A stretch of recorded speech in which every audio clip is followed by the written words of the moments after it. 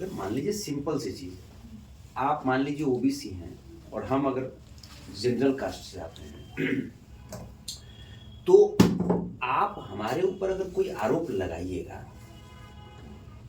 तो आरोप का कोई मापदंड तो होना चाहिए ना, उसका जांच तो होना चाहिए ना कि वो आरोप आप सही लगा रही हैं या गलत लगा रही हैं, जांच तो होना चाहिए।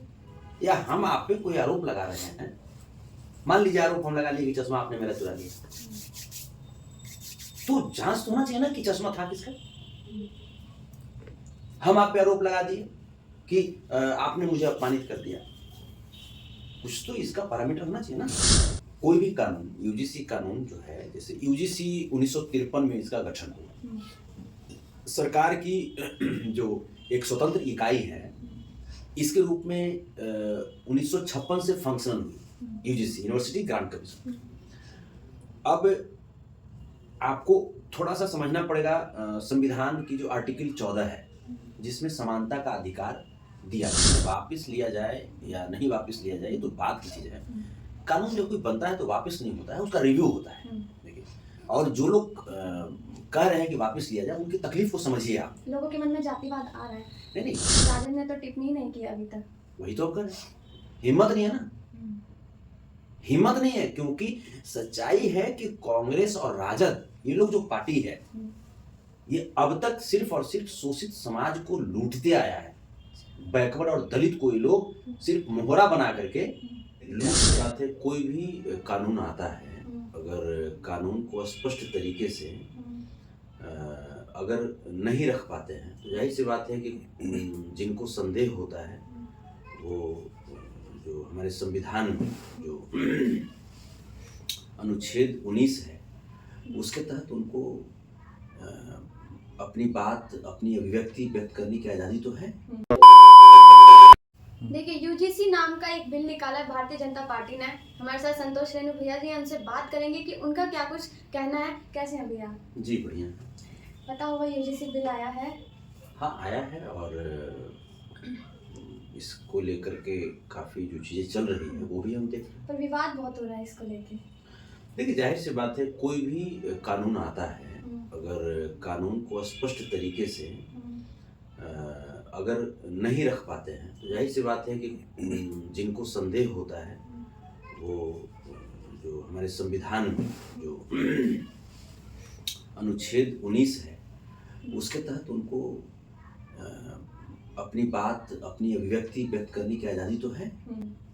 और जब कानून को आप बना रहे हैं तो ये आपकी रिस्पॉन्सिबिलिटी है कि आप उन लोगों को उससे रूबरू कराइए जो इस कानून को लेकर के सहमे हुए हैं, डरे हुए हैं। और कानून सबके लिए बराबर होना चाहिए मेरे समझ से।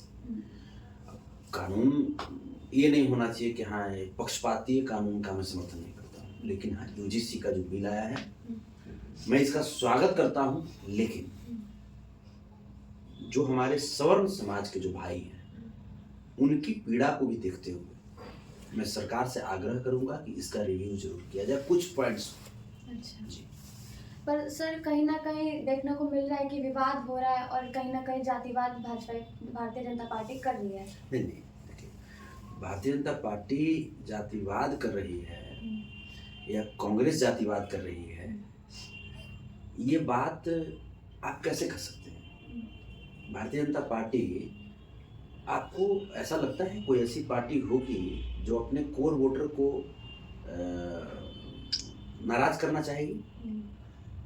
जनरली भारतीय जनता पार्टी को जो सवर्ण समाज के लोग हैं उनकी पार्टी जनरली कही जाती है। हालांकि भारतीय जनता पार्टी ने दिखाया कि जो अभी जो बिल आया यूजीसी का उसमें SC ST और OBC के लिए कितनी अधिकार लिखी गई, उसमें लिखी गई ना। तो भारतीय जनता पार्टी ने स्पष्ट कर दिया कि वो सबके लिए अपना काम कर रही है, उसका एक अपना काम करने का तरीका है, वो अपना काम कर रही है। अब इस कानून के जरिए जो लोग पॉलिटिकल रोटी सेकना चाह रहे हैं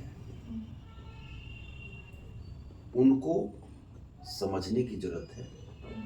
या अगर ये कानून गलत है, मान लीजिए कि अगर ये कानून गलत है तो फिर कांग्रेस विरोध क्यों नहीं कर रही है?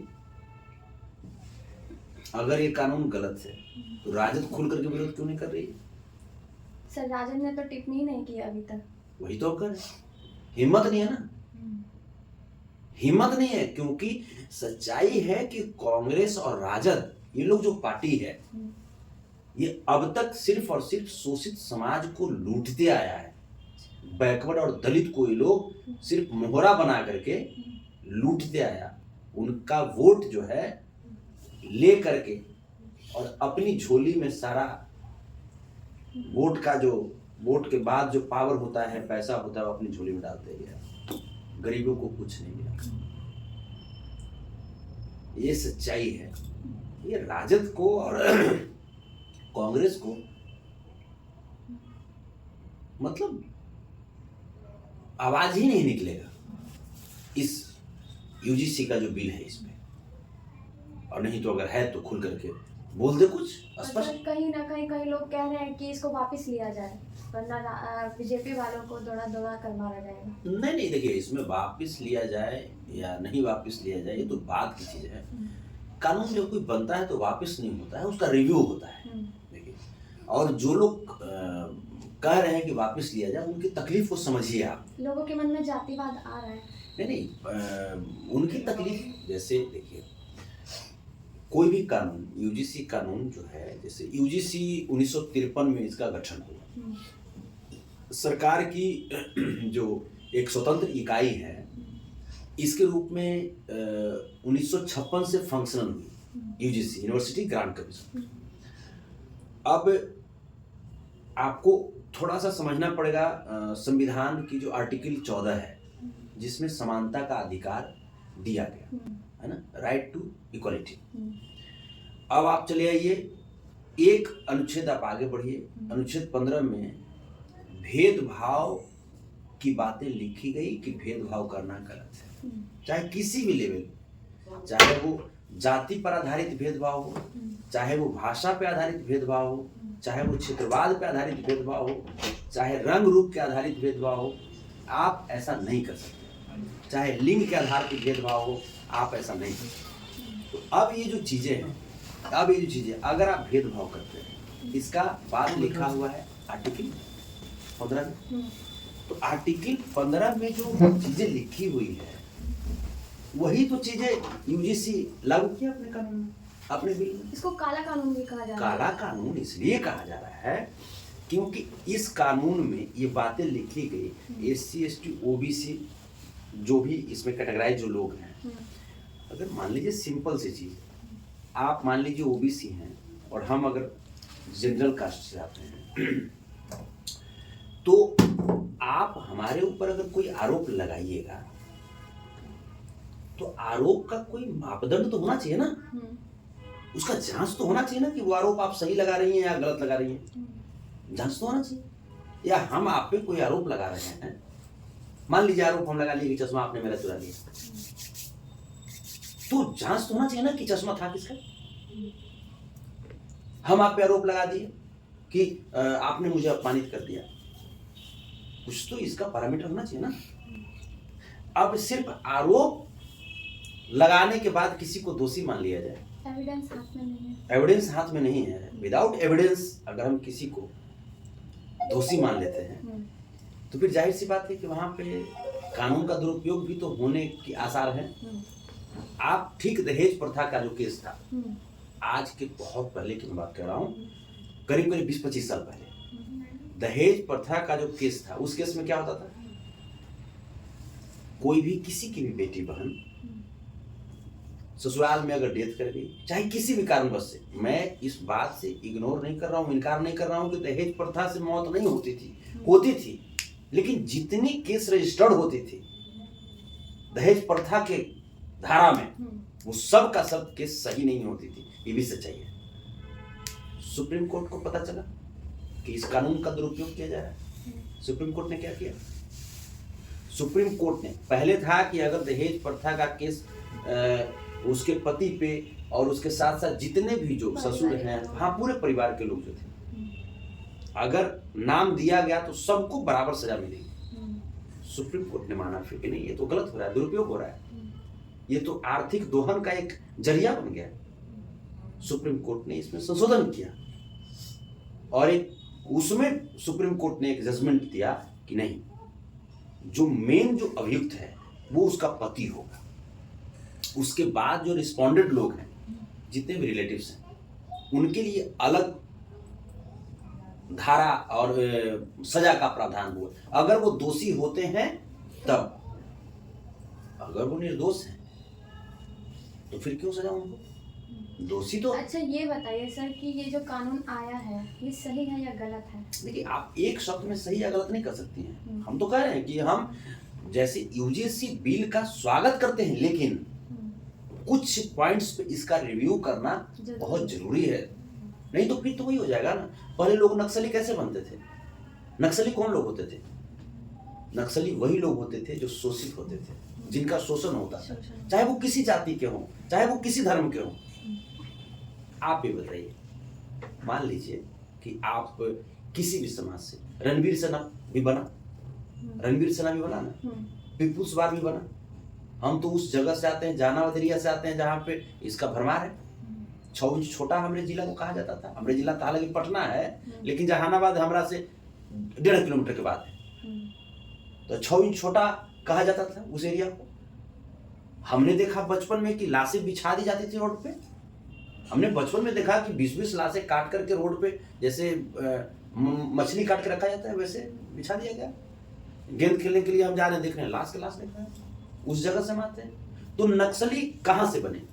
क्या किन्हीं को शौक होता था? उनका शोषण हुआ। उनको लगा कि अब सरकार भी उनकी बातें नहीं सुन रही है। भेदभाव चरम सीमा पे पहुंच गया, असंतोष का लेवल बहुत हाई हो गया, लोग नक्सली बन गए।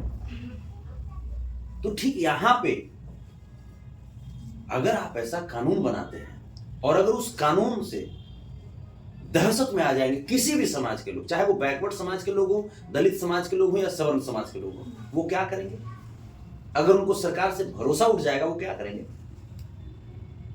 वो फिर अपने लेवल पे उनका जो काम होगा वो करना शुरू कर देंगे। नुकसान किसका होगा? कहीं ना कहीं सरकार का। नेता का नुकसान होता ही नहीं है। अच्छा। नुकसान हम लोगों का होगा। बैकवर्ड समाज, दलित समाज, सवर्ण समाज आपस में लड़ेंगे, उधर भी नुकसान होगा, इधर भी नुकसान होगा। तो हम इसीलिए हम सरकार से, आपके चैनल के माध्यम से, हम सबसे पहले बधाई देते हैं सरकार को कि आपने कानून बनाया, लेकिन आग्रह भी करते हैं साथ ही साथ कि आप इस कानून का रिव्यू जरूर कीजिए कुछ पॉइंट्स पे, जिस पॉइंट्स पे जो हमारे सवर्ण भाई हैं उनको डाउट है कि उनके साथ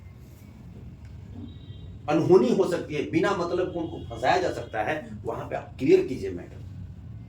आप उनका एक प्रतिनिधि मंडल बुला करके आप उनको बात समझाइए, उनकी भी बात को आप सुनिए। नहीं तो फिर तो वही हो गया कि आपने गलती किया तो हम भी गलत करें। नहीं, ऐसा नहीं। फिर ये गलत विचारधारा खत्म कब होगी? तो बड़े से बड़े झगड़े समझौते पर आकर के समाप्त होते हैं। आप गलत हैं तो हम भी गलत करना शुरू कर दें। मेरे समझ से सही नहीं है। हाँ, पहले जिस हम पार्टी में थे उस पार्टी की बात हम सुनते थे, उस पार्टी के तहत जब हम बोलते थे तो वो बातें अलग थी। उस समय अगर वैसे ही हम होते तब हमारा विचारधारा, हमारा बोलने का टोन अलग होता, हमारा बोलने का तरीका बदल जाता।